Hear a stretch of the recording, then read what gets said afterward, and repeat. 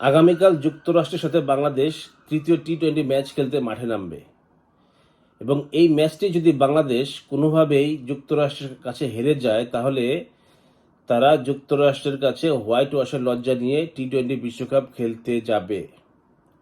এবং আমি অন্তত ব্যক্তিগতভাবে চাই বাংলাদেশ যেন আগামীকালের ম্যাচটি যুক্তরাষ্ট্রের কাছে হেরে যায় এবং তারা যেন যুক্তরাষ্ট্রের কাছে হোয়াইট ওয়াশ হয়। আমি এজন্যই চাচ্ছি যে বাংলাদেশ যেন যুক্তরাষ্ট্রের কাছে হারে। এতে করে বাংলাদেশ ক্রিকেট যারা পরিচালনা করেন, যারা বোর্ডের যারা কর্তারা আছেন, তাদের একটা উচিত শিক্ষা হওয়া দরকার। এবং বাংলাদেশ দলে কিছু নির্লজ্জ প্লেয়ার আছেন যারা আসলে টি-20 যে একটা ক্রিকেট খেলা, এটার সম্বন্ধে তাদের কোনো ধারণাই নাই। তারা মনে করে কি যে তারা আমরা খেলতে আসছি, তারা টেস্ট খেলছে কিনা কিংবা ওয়ানডে খেলছে কিনা কিংবা টি-20 খেলছে কিনা এটা তো আসলে বুঝতেই পারে না। তারা যেভাবে টেস্টে ব্যাটিং করে, ওয়ানডেতে ব্যাটিং করে, ঠিক একইভাবে তারা টি-20তে ব্যাটিং করে। এবং বাংলাদেশ দলের যে বর্তমানে অধিনায়ক, সে হচ্ছে সব থেকে আমরা যে বড় একজন বেহায়া। সে কিভাবে টি-20 ম্যাচ খেলতে নামে এবং সে অধিনায়ক। আমি জানি না যে বাংলাদেশ ক্রিকেট বোর্ডের কোনো বড় কর্তার আত্মীয় সে কিনা, নাজমুল হোসেন শান্ত। সে কিভাবে বাংলাদেশ ক্রিকেটের টি-20 দলের অধিনায়ক হয়। তা তো আসলে মূল দলের সুযোগ পাওয়ারই কথা না টি-20 দলে। সে ওয়ানডে এবং টেস্টের ম্যাচের জন্য ঠিক আছে, আমি বলবো যে সে ভালো প্লেয়ার ওয়ানডে এবং টেস্টের জন্য, সেখানে ঠিক আছে। কিন্তু টি-20 ম্যাচে এই নাজমুল হোসেন শান্ত কোনোভাবেই চলে না।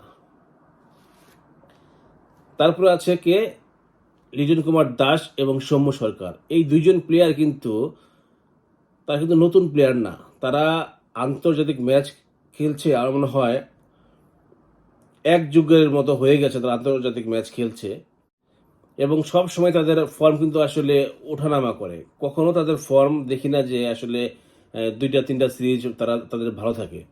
তারা একটা সিরিজ ভালো খেলে এবং পরে 10টা সিরিজে তারা একদম যাচ্ছে তাই তারা একদম পারফর্ম করে।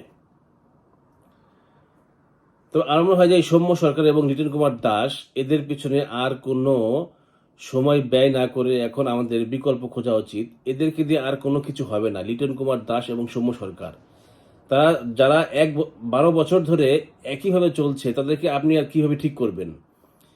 এদের পিছনে আর সময় নষ্ট করার কোনো দরকার নাই। এদেরকে আমার মনে হয় একদম দল থেকে বাদ দিয়ে দেওয়া উচিত। তারা ঘরোয়া ক্রিকেটে যতই ভালো খেলুক, এদেরকে আর বাংলাদেশ টিমে সুযোগ দেওয়া উচিত না। একজন প্লেয়ার আছে বাংলাদেশের প্রাণ, সাকিব আল হাসান। আসলে তার ক্রিকেটের প্রতি এখন আমার মনে হয় যে কোনো আগ্রহই নাই। সে জাস্ট খেলার জন্য খেলে যাচ্ছে এবং ক্রিকেটের প্রতি যে একটা মায়া, ভালোবাসা, এই ন্যূনতম মায়া কিংবা ভালোবাসা সাকিব আল হাসানের ক্রিকেটের প্রতি নাই। গতকাল তার একটা ইন্টারভিউ দেখলাম যে সে যখন সাংবাদিকদের সাথে কথা বলছিল, সাংবাদিকরা যখন তাকে প্রশ্ন করছিল, বিভিন্ন প্রশ্ন করছিল, সে অ্যান্সারগুলো এমনভাবে দিচ্ছিল যে আসলে মনে হচ্ছিল যে আসলে এটা মানে তার সাথে যোগ করছে সাংবাদিকরা। সে হেসে হেসে সব একদম উড়িয়ে দিচ্ছিল। এই সাকিব আল হাসানের এখন যে ফিটনেস, এই ফিটনেস নিয়ে কিন্তু আসলে বাংলাদেশের দলে চান্স পাওয়ার কথা না।